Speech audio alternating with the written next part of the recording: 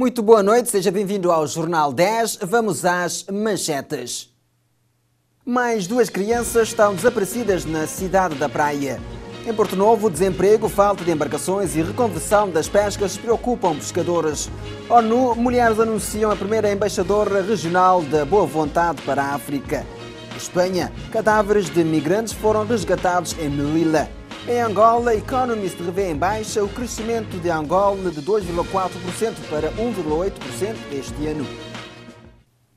Uma vez mais, boa noite. Mais 2 crianças estão desaparecidas na cidade da Praia. Desta vez são 2 primos, um rapaz de 10 e uma menina de 9 anos, que saíram de casa desde sábado passado e até agora não se sabe dos seus paradeiros.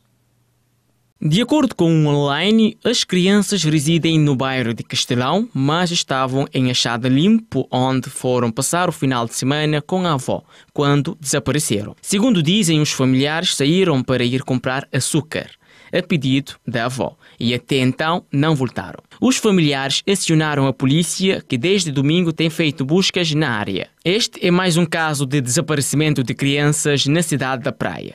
Recorde-se que um dos casos é o de Edivânia Gonçalves, de 10 anos, residente no bairro de Eugênio Lima, que está desaparecida desde 14 de novembro de 2017. Edine Jandira Rubalo Lopes Soares, de 19 anos, conhecida por Locke, e seu filho Maurício Soares Silva Semedo, residente em Achada Grande Frente, na cidade da Praia, também se encontram desaparecidos desde 28 de agosto do ano passado. Já se contabilizam 4 crianças e uma jovem de 19 anos desaparecidas. Isto começa a preocupar algumas entidades. Desta feita, a primeira-dama de Cabo Verde, Lígia Fonseca, e o ICA já se alinham e pedem respostas face a esses casos. A primeira-dama de Cabo Verde e a presidente do ICA manifestaram hoje as suas preocupações e solicitaram respostas face a casos de desaparecimentos de crianças que vêm acontecendo nos últimos tempos no país. Lígia Fonseca exige uma resposta rápida, pois já fizeram 48 horas que as crianças estão desaparecidas, para além da primeira menina que desapareceu em novembro. A primeira-dama ainda reconhece que a situação está muito grave e merece uma resposta. Essas declarações surgiram na abertura de uma sessão de capacitação destinada aos profissionais que lidam com o público-alvo portador de deficiência, promovida pela Colmeia. Por sua vez, a presidente do Instituto Cabo-Verdiano das Crianças e do Adolescente ICA, Maria José Alfama, considerou que a situação é grave e dói a todos que recebem esta notícia. Estes apelos vêm na sequência do desaparecimento deste sábado de Clarice Mendes e Sandro Mendes, ou Nina e Filu, como eram conhecidos. As 2 crianças que residem em Castelão com a mãe e que recentemente foram dadas como desaparecidas em Achada Mato, local onde vive a avó. É de relembrar ainda que está por desvendar o desaparecimento da pequena Edivânia Gonçalves, que residia em Eugênio Lima, desaparecida desde o mês de novembro de 2017. O presidente da União Cabo-Verdiana Independente Democrática, António Monteiro, exigiu hoje do governo a apresentação de um orçamento retificativo para que haja um orçamento de Estado que espelhe a realidade das despesas e das receitas. Numa conferência de imprensa na manhã de hoje no Mindelo, o presidente da UCID, António Monteiro, exigiu do governo a apresentação de um orçamento retificativo para que haja um orçamento de Estado que espalhe a realidade das despesas e das receitas. Segundo a Infopress, Monteiro exemplificou com as verbas destinadas ao asfaltamento da estrada cidade do Mindelo, Baía das Gatas, avaliadas em 350 mil contos, despesa que não consta no orçamento de Estado. Mas também não deixou de realçar ajuda para minimizar os efeitos da seca no montante de cerca de 7 milhões de euros, receita também ausente do documento. A UCID trouxe à tona ainda a questão do aumento das taxas de importação do leite e seus derivados, da água e dos sumos de fruta, por considerar que a apresentação do orçamento retificativo será um momento próprio e oportuno para que o governo possa redimir-se do erro que cometeu, sendo que está a prejudicar as famílias. De lembrar que a UCID foi o único partido que votou contra contra este artigo. Relativamente ao pedido do governo para que se dê tempo de maturação ao diploma, a UCID entende que fazer essa solicitação é o mesmo que dizer aos cabo-verdianos que terão que pagar durante um ano o aumento do leite e seus derivados, do sumo e da água. Já sobre a alegada intenção do Ministro das Finanças ter beneficiado uma empresa que geriu em anos anteriores na sua vida privada, Monteiro foi taxativo, segundo o Jornal Online. No entanto, destacou que o governo quis proteger a indústria e fê-lo da pior forma. O desemprego na classe, a falta de embarcações, infraestruturas de apoio, bem como a necessidade de se avançar para a reconversão da pesca no Porto Novo, constituem as principais preocupações dos cerca de 200 pescadores existentes neste município.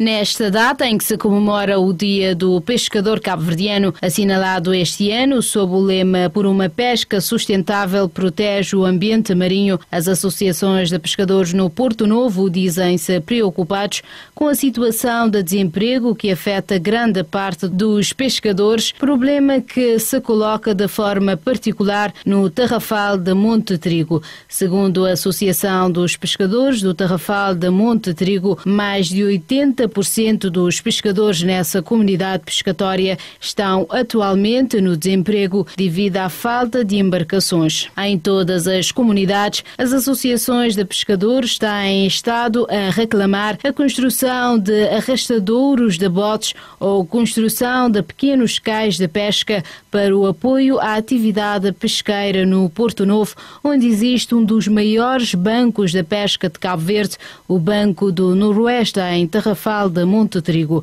A Câmara do Porto Novo, por sua vez, admite que a autarquia não tem conseguido apoiar como se desejava o setor das pescas neste município, mas espera que a situação possa melhorar agora em 2018, ano em que se prevê investimentos na ordem dos 7.000 contos para o empoderamento dos operadores, segundo a Infopress.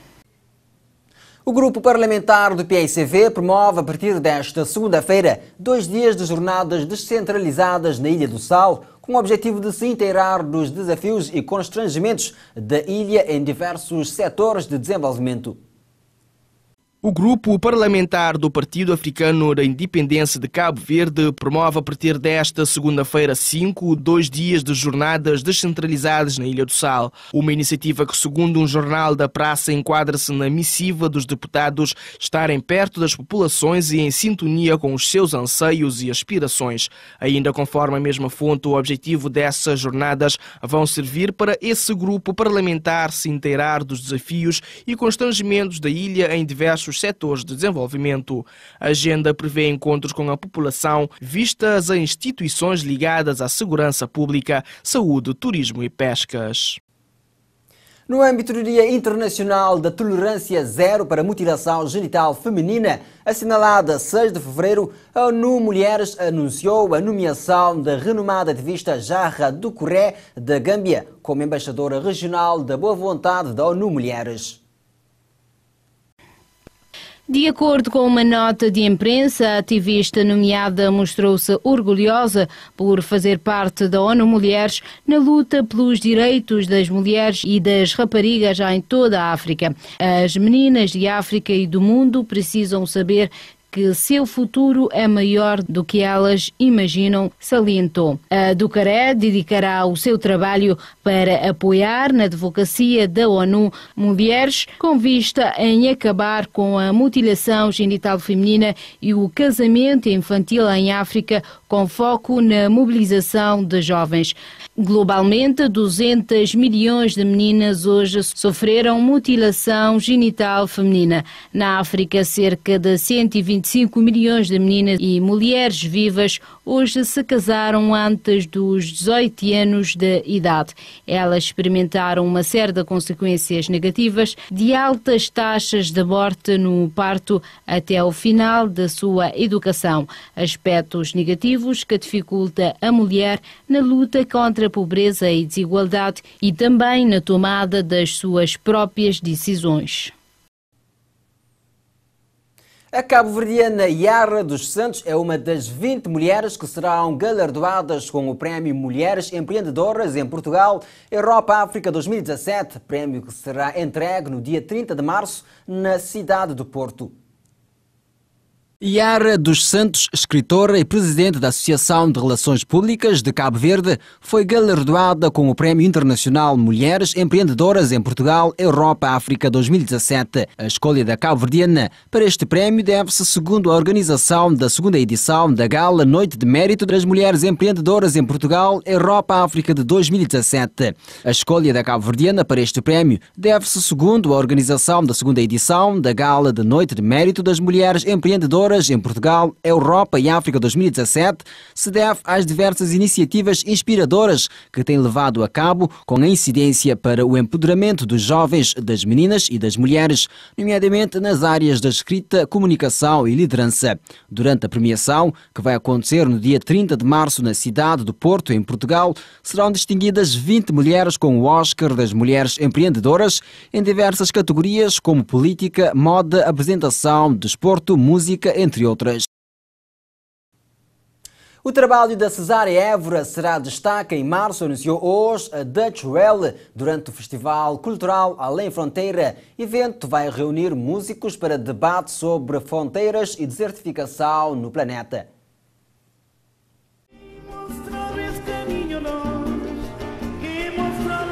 Das inúmeras homenagens internacionais que a diva dos pés descalços já recebeu pelo mundo, a próxima reserva surpresa para o público e até mesmo para o legado da música da CIS. Cesária Évora esteve na cidade alemã de Bonn, visitou o campus da Organização das Nações Unidas, que agora irá homenageá-la na edição 2018 do Festival Além da Fronteira. Os organizadores reforçam que a escolha da cabo-verdiana vai além da questão das fronteiras, em termos culturais. Para eles, Cesária é a maior dos artistas em termos globais. A noite de 16 de março de 2018 vai ser inteiramente dedicada a Cesária. Os envolvidos na homenagem passaram muito tempo com ela e fizeram muita música com Cesária. Por se tratar de um evento realizado pela ONU, os protocolos oficiais serão dispensados e a homenagem será feita diretamente através da música.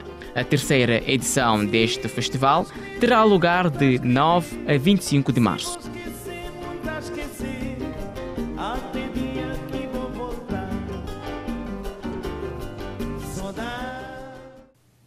Manchetes de África para conferir agora neste jornal. África do Sul, membros do ANC confrontaram-se com apoiantes do grupo a favor da reforma agrária devido ao apoio que dão a Jacob Zuma, um presidente envolvido em escândalos de corrupção.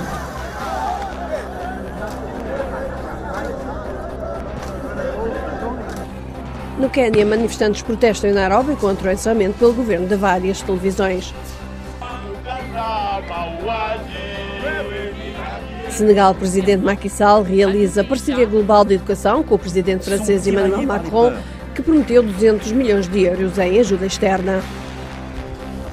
Marrocos, 2 mangás foram acrescidos à lista de locais internacionais protegidos, enquanto o país quer implementar uma estratégia de preservação sustentável. Egito, descoberto novo túmulo com mais de 4.400 anos na área das pirâmides de Giza durante missão arqueológica egípcia.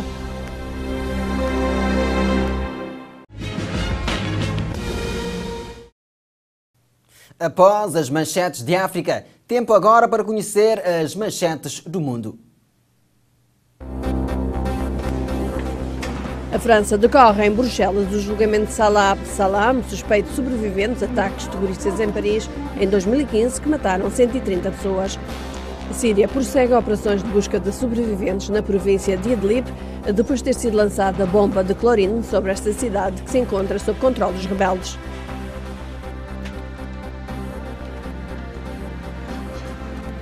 A cidade do Vaticano, presidente turco Erdogan, recebido pelo Papa Francisco, falam de preocupações partilhadas sobre a decisão americana de reconhecer Jerusalém como capital de Israel. Indonésia, autoridades em Jakarta preparam-se para inundações depois de abrirem comportas de reservatório devido a chuvas torrenciais que causaram deslizamento de terra.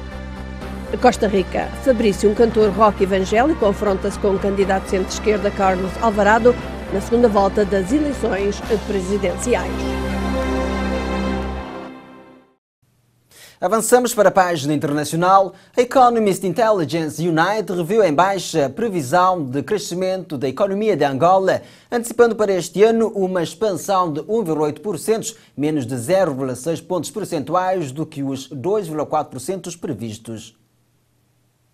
A Economist Intelligence Unit reviu em baixa a previsão do crescimento da economia angolana, antecipando para este ano uma expansão de 1,8%, menos 0,6 pontos do que os 2,4% previstos. Na análise mensal à economia angolana enviada aos investidores, os analistas dizem que o PIB deve crescer em média 2,4% até 2020, devido ao ajustamento aos preços mais baixos do petróleo, a uma expansão ligeiramente maior no consumo privado e na despesa pública. No entanto, o crescimento deve acelerar ligeiramente para uma média de 2,9% em 2021 e 2022, já que os preços internacionais do petróleo devem subir cerca de 6,7% ao ano. Já o crescimento de 2,4% em 2018 é menos de um quarto da taxa registrada na década de 2014 e o PIB real per capita deve contrair a uma média anual de 0,8% neste período. De acordo com o jornal online, o governo prevê no orçamento para este ano um crescimento de 4,9%. O acordo de parceria económica com a União Europeia e a Comunidade de Desenvolvimento da África Austral tornou-se no primeiro totalmente operacional em África, depois da sua implementação por Moçambique. O acordo de parceria económica entre a União Europeia e a Comunidade de Desenvolvimento da África Austral tornou-se no primeiro totalmente operacional em África depois da sua implementação por Moçambique, anunciou esta segunda-feira a Comissão Europeia.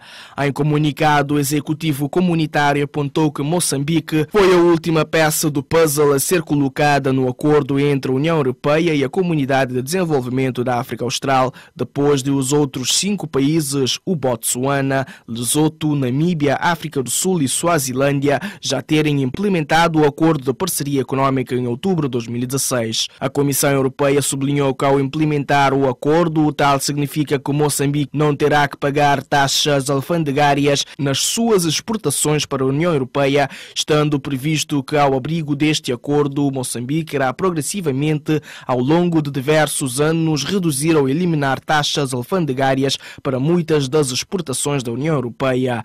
De acordo com os dados de Bruxelas, o comércio entre a União Europeia e Moçambique atinge atualmente cerca de 2 mil milhões de euros anuais, contando-se entre as principais exportações moçambicanas para a União Europeia o alumínio e a cana-de-açúcar. O Estado hebraico demoliu mais 2 escolas financiadas pela União Europeia, afirmando que foram construídas ilegalmente. Reduzidas a escombros, o Estado hebraico demoliu mais 2 escolas financiadas pela União Europeia na Cisjordânia, ocupada, dizendo que os estabelecimentos de ensino destinados à comunidade beduína foram construídos ilegalmente. Os alunos dizem estar cansados até porque esta não é a primeira vez. Shadi Othman, dirigente europeu em Jerusalém, já confirmou que este não é caso único e exigiu que Israel deixe de destruir projetos que visam melhorar as condições de vida dos palestinianos. Condições que muitos dizem ser incompatíveis com a política expansionista nos territórios ocupados. De acordo com o relatório dos chefes de missão da União Europeia em Jerusalém, divulgado recentemente, as atividades turísticas estão a contribuir para consolidar a expansão dos colonatos. O Serviço para a Coordenação dos Assuntos Humanitários fez as contas e garante que existem pelo menos 45 escolas nos territórios palestinianos que podem vir a ser demolidas por Israel. As autoridades espanholas e marroquinas resgataram cerca de 20 cadáveres de migrantes a 5 milhas de costa de Melilla, localizada no norte da África. Os corpos foram avistados à deriva no mar por uma embarcação de passageiros que fazia a ligação entre a cidade autónoma espanhola e a província de Almeria. Segundo a Euronews, foram resgatados cerca de 20 cadáveres de migrantes a 5 milhas da costa de Melilla, localizado no norte de África. As vítimas são de origem subsaariana. Já os migrantes que tentavam chegar à costa de Espanha terão sido surpreendidos por uma forte agitação marítima. Cerca de 300 pessoas morreram desde desde o início do ano no mar Mediterrâneo. De acordo com a Organização Internacional para as Migrações, Espanha é a segunda porta de entrada dos migrantes na Europa, logo depois da Itália. Bagdá diz que os Estados Unidos da América estão a reduzir efetivos no território, mas o exército iraquiano tem assistido a recrudescimento de ataques do Estado Islâmico desde que a Turquia lançou operação contra forças curdas no norte da Síria. As forças norte-americanas começaram a reduzir o número de efetivos no Iraque 2 meses depois de Bagdade declarar a vitória sobre o grupo extremista Estado Islâmico. A informação é avançada por um porta-voz do governo iraquiano que precisou à agência Reuters que os Estados Unidos vão manter assistência de acordo com as necessidades das forças iraquianas. Na localidade fronteiriça de Al-Qaim, a curta distância da Síria, o tenente-coronel Brandon Payne explica que estão a trabalhar com as forças iraquianas para garantir que o Estado Islâmico não volte a entrar no Iraque através da fronteira. No entanto, desde que a Turquia lançou uma vasta ofensiva contra as forças curdas das unidades de proteção popular na região de Afrin, no norte da Síria, o exército iraquiano tem registrado um recrudescimento nos ataques do Estado Islâmico ao longo da fronteira com o território sírio. Consideradas como uma organização terrorista por Ankara, as unidades de proteção popular são aliadas e armadas pelos Estados Unidos na luta contra o Estado Islâmico. A Turquia já avisou que as tropas norte-americanas para não se misturarem com os combatentes curdos no norte da Síria, caso contrário não haverá maneira de distingui-los. Acompanhe agora as principais notícias do desporto internacional.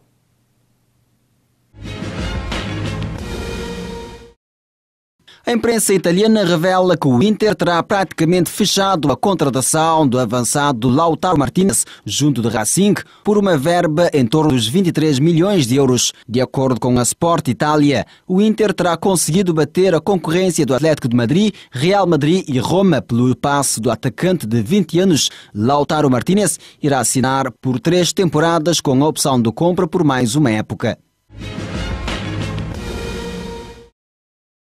O central uruguaio Diego Godín, 31 anos, um dos capitães do Atlético de Madrid, foi vítima de um violento choque com o guarda-redes brasileiro do Valência, Neto, de 28 anos, na sequência de uma bola parada batida por Griezmann, tendo perdido e partido vários dentes. O jogador, a sangrar de forma abundante da boca, teve de ser substituído de imediato ao minuto 51, sendo transportado para um hospital de Madrid para observação mais apurada por parte de especialistas, assim como para a realização de exames que permitam avaliar a extensão das lesões e despistar a eventual existência de algum problema mais grave, além dos danos evidentes. O Atlético de Madrid venceu o Valência por 1-0 com golo de Ángel Correia. O goleador inglês Harry Kane, de Tottenham, prossegue a bater recordes e chegou este domingo aos 100 golos na Premier League, após ter marcado no empate frente ao Liverpool por 2-2. Harry Kane, de 24 anos, precisou de 140 jogos para chegar aos 100 golos na Premier League. Apenas o compatriota Alan Shearer foi o mais rápido do que ele, visto que chegou a essa marca em 124 jogos. O poste cubano-americano Brook Lopez marcou 20 pontos e liderou a lista dos 6 jogadores dos Lakers que obteram os números dos 2 dignos da vitória dos Lakers sobre os Oklahoma City Thunder por 108-104, que sofreram a 4ª derrota consecutiva após 8 vitórias. O extremo Julius Randle marcou 19 pontos, enquanto que Jordan Clarkson voltou a ser o 6º jogador dos Lakers com 18 pontos, incluindo 4 dos 7 triplos. Josh Hart surgiu como vencedor do fator surpresa ao obter um duplo-duplo de 14 pontos e 11 ressaltos, distribuiu 2 assistências e recuperou ainda 2 bolas. Brandon Ingram marcou 16 pontos, 5 ressaltos e 5 assistências, o que também ajudou os Lakers a obter a sua 2ª vitória consecutiva, que os colocou com um registro de 21 vitórias e 31 derrotas. No lado dos Thunder, o base Russell Westbrook voltou a ser o líder do ataque dos Thunder, obtendo os 36 pontos, 9 assistências e 5 ressaltos. No entanto, Paul George atingiu 26 pontos, capturou 7 ressaltos, entregou 3 assistências e recuperou 2 bolas. Os Lakers estão na 11ª posição da Conferência Oeste, enquanto os Thunder ocupam o 5º lugar com 30 vitórias e 24 derrotas, contando com uma série de 4 derrotas consecutivas. Recordemos as principais manchetes que fizeram este jornal. Mais 2 crianças estão desaparecidas na cidade da Praia. Em Porto Novo, desemprego, falta de embarcações e reconversão das pescas preocupam pescadores. ONU, mulheres anunciam a primeira embaixadora regional da boa vontade para a África. Espanha, cadáveres de migrantes foram resgatados em Melilla. Em Angola, Economist revê em baixa o crescimento de Angola de 2,4% para 1,8% este ano. E assim concluímos a edição do Jornal 10. Grato pela sua especial atenção e companhia. Continuação de uma boa noite, bom descanso.